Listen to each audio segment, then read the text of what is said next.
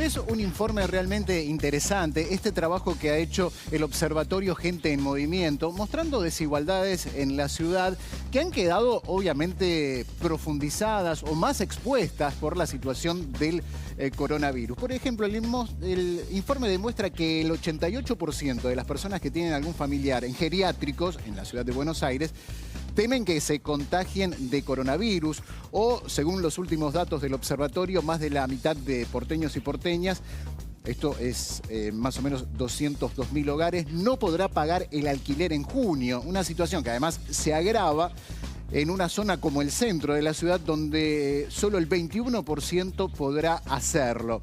Es necesario, dicen desde el observatorio, sostener el aislamiento social obligatorio. También lo es, en medio de esta situación, atender con urgencia ciertas demandas de los vecinos y vecinas que por ahora no están siendo atendidas. Y de eso quería hablar con la coordinadora de este observatorio Gente en Movimiento, con la periodista y diputada nacional Gisela Marciota.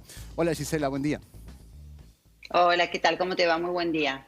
Bueno, qué interesante esos datos y qué impactante los números, ¿no? Por ahí uno lo podía advertir, pero ahí en el porcentaje, algunos tan altos, realmente queda en evidencia. Sí, lo que nosotros hacemos desde el observatorio, que bueno, hay que aclarar que es un grupo que estoy coordinando, que está integrado por profesionales de distintas disciplinas, justamente para abordar las distintas temáticas que competen a la ciudad de Buenos Aires, digo, desde el tema de la educación, la seguridad, el ambiente, y ahora esta agenda que nos atraviesa, que se impuso con esta situación extraordinaria que tiene que ver con la cuarentena que estamos atravesando y con el COVID-19.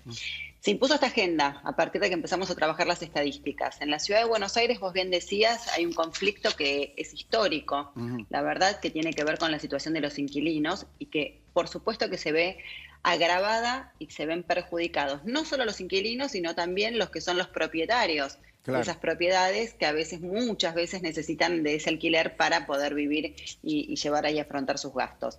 Hay una realidad. Nosotros venimos haciendo un seguimiento de este índice de quienes no pueden afrontar el próximo alquiler. Este índice viene aumentando todos los meses. Ahora ya estamos en un 56% de inquilinos que no estarían en condiciones de afrontar el próximo alquiler.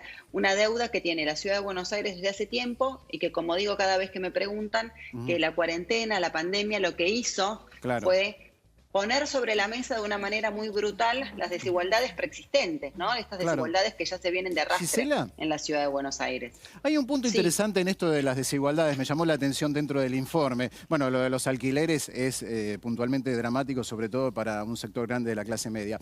Pero esta cuestión de las desigualdades de género que se dan, bueno, naturalmente, y que en la pandemia es como que se profundizaron, ¿no? Sí, en la pandemia todo se profundiza y todo se expone de una manera brutal. El tema de las tareas de cuidado, que es un tema pendiente y que estaba empezando a estar en la agenda y con una conciencia de la necesidad de que esto se convierta en una política pública, pero que todavía no se llegó a esa resolución. Tiene que ver con las mujeres y los varones y las diferencias respecto de las tareas de cuidado. Consultadas las mujeres, si hoy tuvieran que volver a trabajar, y todavía los chicos no volvieron al colegio, el 46% de las mujeres nos dice que no tendría dónde dejar a su niño o a su niña para poder reincorporarse, reinsertarse laboralmente. A diferencia de los varones, que si le preguntamos a los varones, solamente el 24% nos manifestó tener este conflicto, esta situación de no saber a dónde dejar a sus hijos para poder volver a trabajar. Lo que demuestra esta cifra es que claramente hay una deuda y que tiene que ver con resolver sobre quién recaen las tareas de cuidado, que claramente recaen sobre nosotras y que claramente esto es lo que denominamos un techo de cristal. Hay una deuda que tiene que ver con resolver esto que siempre se entendió mal, se malinterpretó como que es amor, y en realidad no es amor, sino que lo que nosotros decimos y las mujeres todo el tiempo tratamos de que se empiece a no solo entender, sino que se empiece a tomar como la necesidad de tener una política pública que no es amor, sino que es trabajo no remunerado. Más del 46% de las mujeres hoy no podrían volver a trabajar, y sabemos que en función de lo que está pasando, los últimos que van a volver a reinsertarse y que van a volver a las aulas y a los colegios son los niños y las niñas, con lo cual estamos en un tema que hay que atender claramente y que tiene que ver con las tareas de cuidado. Claro, claro, y que muchas están cumpliendo también su trabajo desde el hogar, recargado por estas tareas que por ahí desde lo discursivo se ha cambiado mucho, pero por ahí en la realidad no ha cambiado tanto.